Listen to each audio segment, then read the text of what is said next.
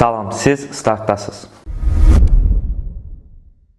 Misli Premyer Liqasının 26-cı turu çərçivəsində Karvan Yevlaxla qarşılaşmada hat-trik edən Qarabağın hücumçusu Kamilo Duran bu uğura nail olan ilk Kolumbiyalı futbolçu olub.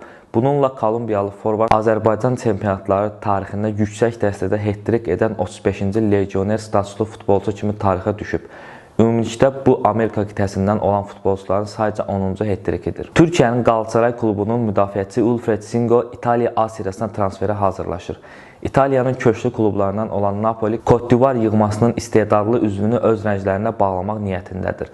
Neapol təmsilçisinin idman direktoru Giovanni Monna artıq Singo'nun adını rəsmi transfer siyahısına əlavə edib.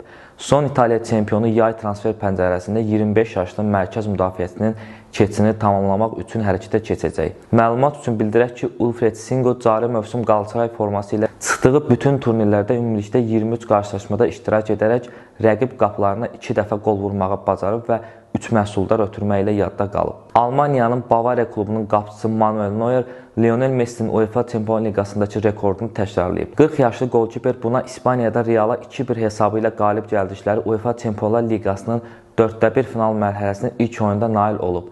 Neuer Münhen təmsilçisinin heyətində bu turnirdə 136-cı dəfə start heyətinə meydana çıxıb. O, bir komandada bunu bacaran oyuncular arasında ilk üçlükdə qərarlaşıb. Daha əvvəl 136 oyunda Messi Barcelona forması ilə buna nail olmuşdu. Mütləq rekord isə Real'ın sabiq qapıçısı Iker Casilyasa məxsusdur. 149 oyun.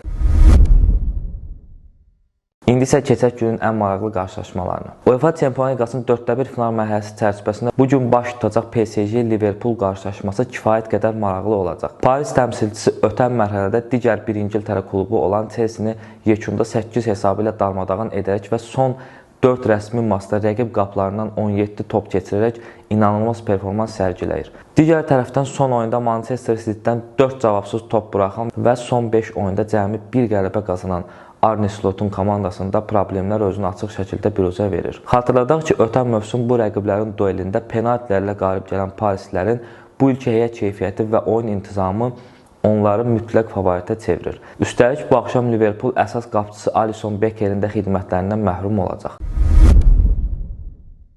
Düşünürəm ki, bugün ev sahibinin ən az 2 top fərqi ilə qələbə ehtimalı yüksəkdir. Günün digər qarşılaşmasında isə Barcelona Camp Nou-da Madrid Atletikosunu qonaq edəcək. Qeyd edək ki, klublar bu mövsüm artıq 5-ci dəfə qarşı-qarşıya gəlir. Ötən 4 rəsmi görüşün 3-ündə Katalonların üstünlüyü qeydə alınıb. Birində isə Atletico rəqibini 4-0 hesablı darmadağınla məğlub etməyə bacarıb. Atletico Madrid Çempionlar Liqasının son turunda rəqibinə ümumilikdə 7, Barcelona isə 8 top vurmağı bacarıb.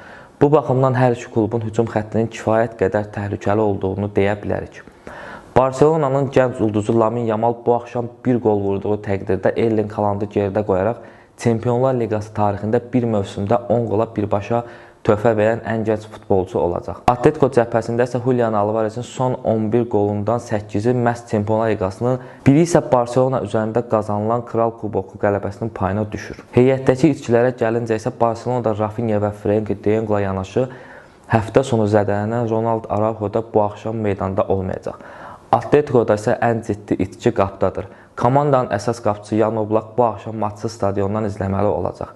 Yekunda fikrimcə bu iki komandanın qarşılaşmasında tərəflər kifayət qədər ehtiyatlı oynamağa çalışacaqlar.